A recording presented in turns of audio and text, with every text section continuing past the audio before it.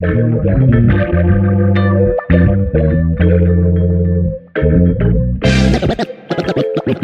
begin.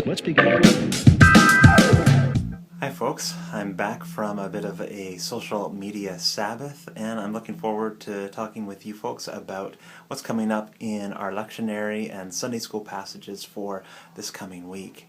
Now, probably most of us know the prayer that we often call the prayer of Jesus, or the Lord's Prayer, the Our Father, and sometimes it can become almost something that we don't think about when we say, and yet it is a prayer that is so important in our life of faith. I can remember at one point I was working in a group home for folks with mental disabilities over on the East Coast when I was living in that area. And there were some mornings when I was there where I was so busy. I had to get things ready for a whole bunch of folks who were living in that group home and making breakfast and helping them get teeth brushed and clothes on in order to be able to go to work. And there was one day where I felt like I had buttered 100 pieces of toast, and I hadn't slept that well that night while I was staying at the group home as the night sleep staff, and I had just reached my wit's end. And at one point, one of the men, who often didn't say very much, he didn't talk a lot, he came right up to me, and I think he could tell that I was feeling a bit frustrated, and he looked me right in the eye and he said, "Our Father, who art in heaven." And I started to pray along with him.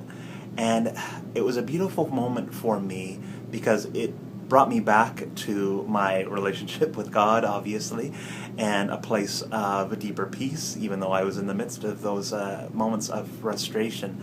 But it also really helped me have a sense that really this is a prayer for everyone. Jesus doesn't just give it to his disciples. It's something that has been passed along to us, and it's something, a prayer that can be used in all kinds of different places in life. I mean, for me, I have a theological background and have gone to university, but that gentleman had never gone beyond public school, and yet it was something that we could share together. I've prayed that prayer with people at their deathbeds, but I've also prayed that prayer with young people just starting out in their lives of faith. And I think that what has come up in our readings for this week, our curriculum that we are using, one of the things that I really appreciated was the writer was pointing out that we're not saying just the words, "my Father," it's "our Father." And perhaps that word "our" is actually a bit more important than the word Father, because sometimes we have this idea, okay, is God just a man or a dad? No, there's lots of different images for God, and we hold both the female and male and even beyond gender in terms of our understanding of God. But what is really important is this sense that it is our God that we are speaking to, that it is that we worship a God who is for all people and wants to reach out to people from all different walks of life, and it is something that we can all share together, and that we can bring all parts of our lives to God, whether it is asking for our daily needs, whether it is bringing our thanksgiving,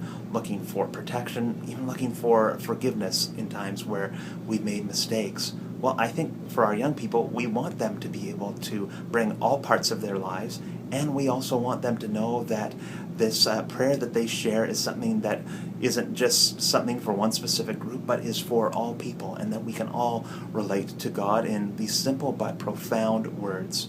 Well, I hope that that's helpful for you as an introduction for this week, and I'll look forward to seeing you on Sunday. Bye. Listen carefully.